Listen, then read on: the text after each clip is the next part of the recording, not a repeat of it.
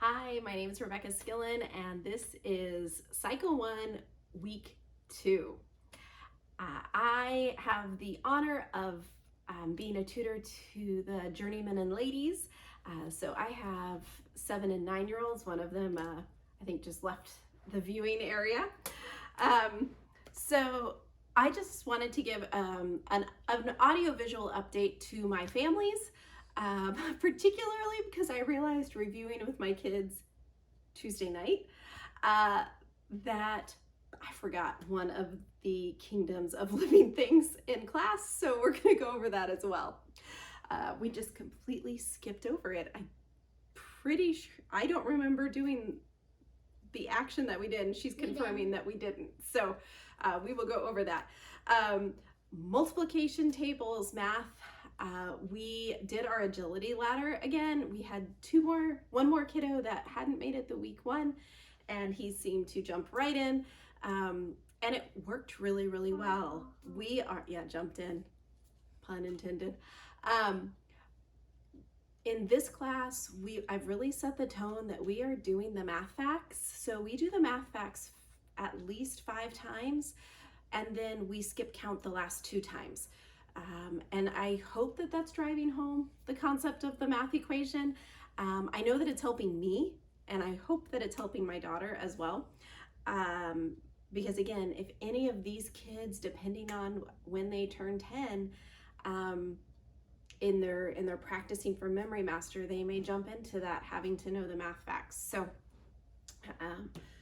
that's what we're gonna go with. Latin is a repeat from last week, which I love Cycle 1 and Cycle 2 because they repeat. So it's half the planning, which is fantastic. And again, it drives home that memorization and naming what those Latin conjugations and declensions are. So we have nominative, subject, genitive, possessive, dative, indirect object, accusative, direct object, and then ablative, and then we make an O around our head, and we turn in a circle and say object of the preposition. I do have these cards, which I found on the tutor Facebook page, a link to them. So they're like flashcards. So I mix them all up, and then I say possessive, and they have to say genitive. Direct object. What's direct object?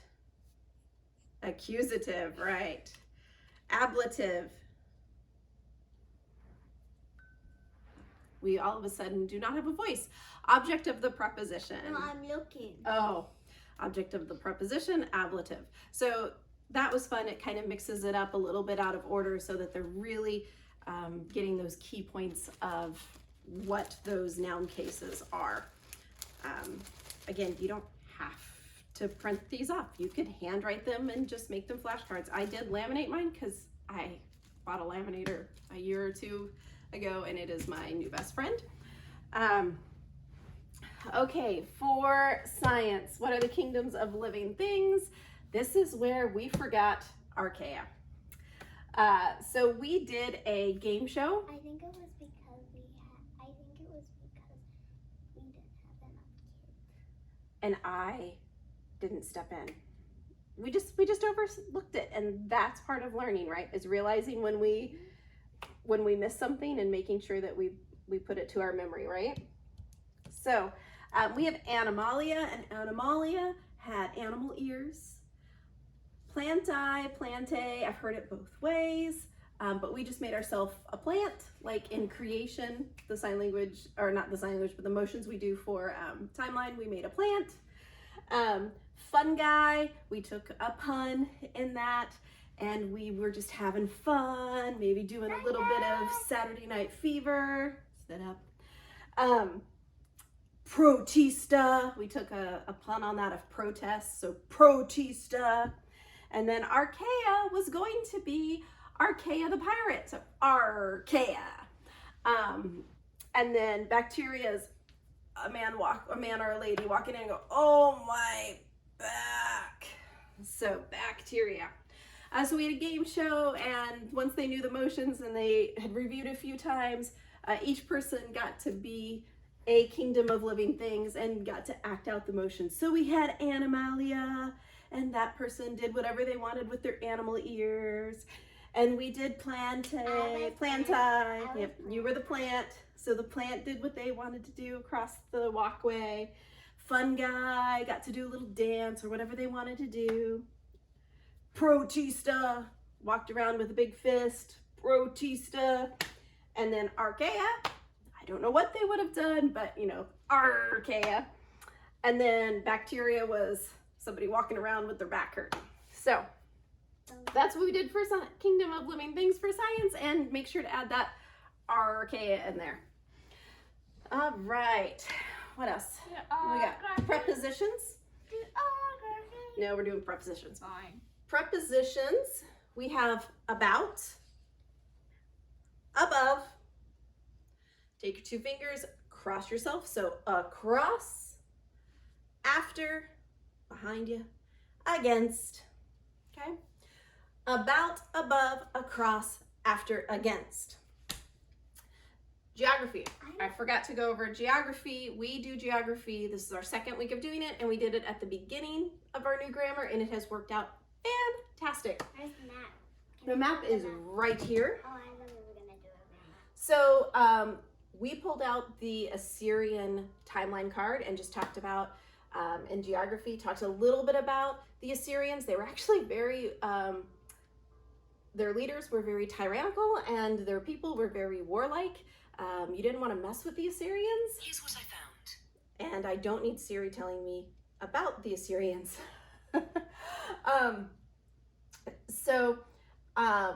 This was their empire, and I want to dive in a little bit more this week and figure out why in our geography, the Assyrian Empire, we list the rest of the seas, and then of course Babylon. I got that part, but I don't know why we're listing seas, so I'm gonna look that up. But anyways, we know the I'm gonna have to silence her. We know the Mediterranean Sea right here, the outline. Initially, I never thought this looked like a duck, but after third year of CC, I get it. So we did Black Sea, Caspian Sea, Persian Gulf, Red Sea, and Babylon. Black Sea, we said that looks like a shoe, the black shoe. So black shoe, Caspian Sea, depending on what map you look at, maybe it looks like Mr. Tumnus from The Lion, the Witch, and the Wardrobe, and C.S. Lewis's series. Or if you turn it upside down, maybe it looks like Casper the Friendly Ghost. You pick which one helps you remember, or something else. Persian Gulf can look like the end of a golf club. So it's the Persian Gulf.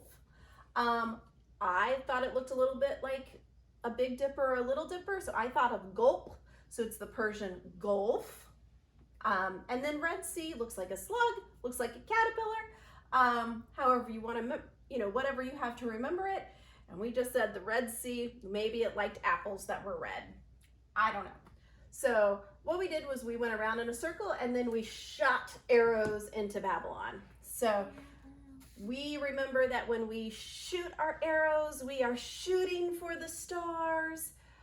So we remember that the song that we put it to was Twinkle, Twinkle, Little Star. So Black Sea, Caspian Sea, Persian Gulf, Red Sea, and Hanging Gardens of Babylon. That's not how the song goes. I threw that in there from a different song for later. Sea, Persian Gulf, Red Sea, and Babylon. So we had fun with that. I had a Nerf gun, bow and arrow, but I couldn't bring it because I forgot it. Yeah, I was gonna bring in an actual little Nerf bow and arrow. Was not planning on bringing the bullets, just practicing, actually holding the bow and arrow. I forgot it. Stick in the sand. We made our bow and arrows with just our hands, like we do for the motions of timeline. Worked just fine. All right, history. Tell me about the commandments 6 through 10. I was a little hesitant about if I really wanted to do this hand motion, but my kids did great with it. There wasn't anybody trying to do anything unkind to anyone else. So we just said, thou shalt not murder. You have 6. You don't murder. Okay. Thou shalt not commit adultery. Okay. 2 people in a marriage, not 7. Not steal. We don't take things that are not ours. Not bear false witness against thy neighbor. We talked about what false witness was, that we tell the truth. So this is kind of what you see in kind of those old-timey, jury shows or whatever, or you put your hand on the Bible and you promise to tell the truth. So we tell the truth. We do not bear false witness against thy neighbor. And then we do not covet. We don't look around.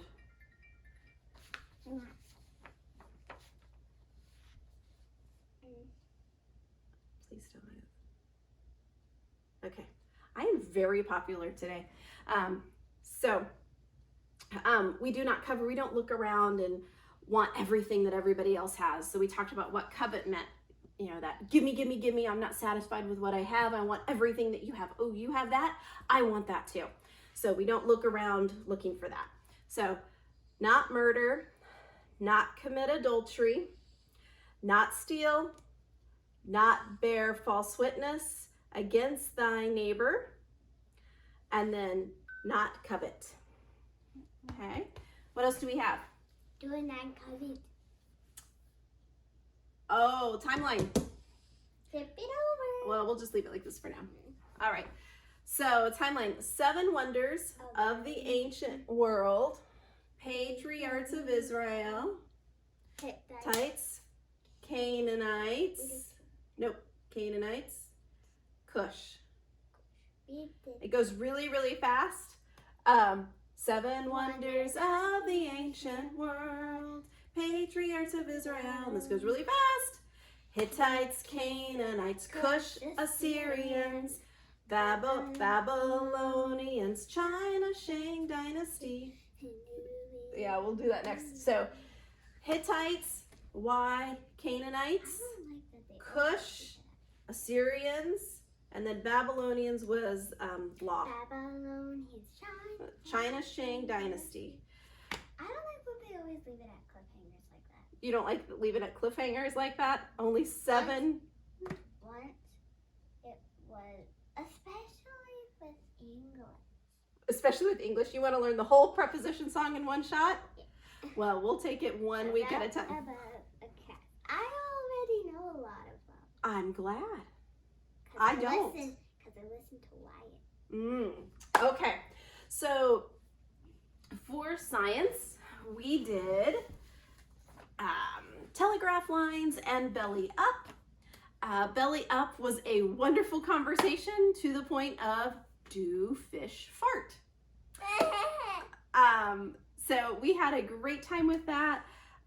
Telegraph, I had a chair and string tied to each, or 2 chairs and a string tied to each of them. I had one kid sit on one chair, one kid sit on the other chair, so they were not looking at each other.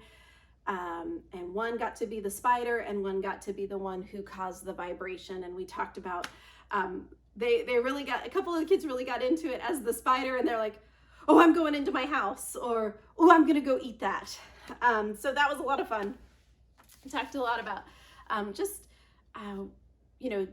vibrations and how God created the hairs on the spider's legs to feel all of those different vibrations. Yeah, some of them turned into spiders.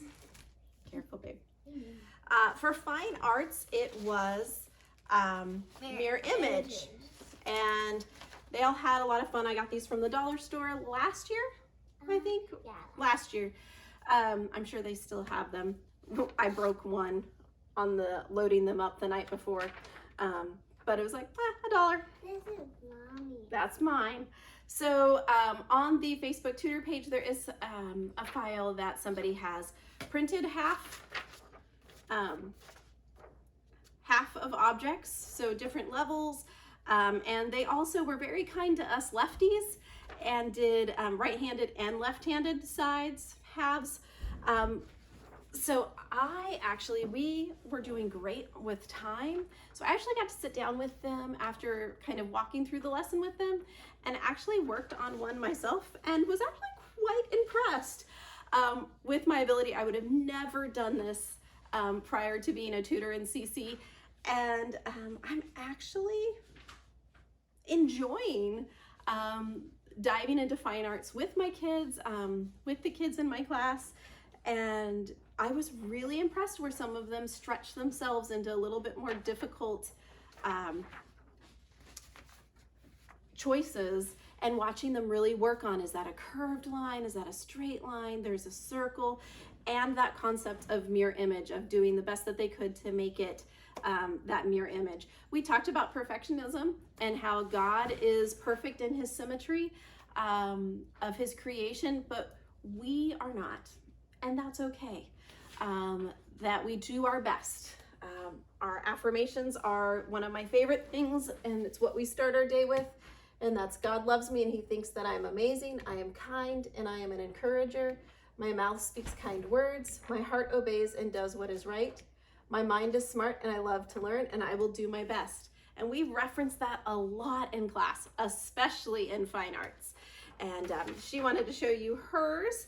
Some of the kids were a little overwhelmed after they did their, we did shapes with lines of symmetry, then we went to leaves, and said we would reference a little bit more about that later in the coming weeks of science. But some of them after that got a little overwhelmed with some of the objects. So one of the things that this amazing tutor collected on the files was a whole vase. There was another option to draw half of a vase. But in this scenario, they worked on coloring and decorating one side and making the mirror image on the other side. This part's my favorite. That part's your favorite. So this was her practicing of designing in a mirror image, drawing all those shapes. All right, so did we hit all of our subjects in New Grammar? Math, Latin, science, timeline, history, geography, English, art, science. What's left? Presentations. We also got really excited to do science, so we did New Grammar science, then presentations, and then art. It worked out great for class. I used this to mark our spot for presentations, because we move around our room from the floor to the table to a spot for presentations and snack. And they did really great. This group is doing awesome with, not yet, getting really interesting presentations and keeping in their time limit. If anything, sometimes I think they're worried about staying within that 2-minute time frame. And, sometimes the presentations have only been like 45 seconds. But you know what? They have covered a lot in those 45 seconds. And I think helping them realize that 2 minutes actually is a lot of time. But they have been so respectful of each other, and it has been fantastic. For review, first week I did Would You Rather, and I was kind of judging how many weeks we could get through in a Would You Rather session. Easily got through 2 weeks of information. I don't know if I will do it for 3 weeks of information. They really liked Would You Rather, but I've got some other ideas for week 3. Flying chickens. Yeah, we'll see. I don't know. We're gonna try it out.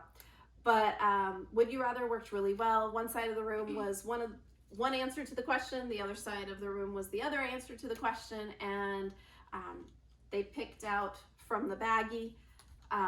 This is a magic bag. So I have all the questions. There's no questions in there. I have all the questions in here. So they pick one out, and then there's a magic button. And when they put it back in, it goes into a separate compartment. And then, hold on, not right now, I'm video. And then when the next person goes to grab, it's back to the compartment of all the rest of the cards. So that works great. They love that. So anyways, I think that's everything we did this week. We have a fantastic class, and I just want to thank all of my journeymen and ladies for all their hard work the last 2 weeks, continuing to work on their memory work and learn together. Again, I apologize for missing that archaea in science, but I think it's a great opportunity to talk about being a lead learner and being a tutor.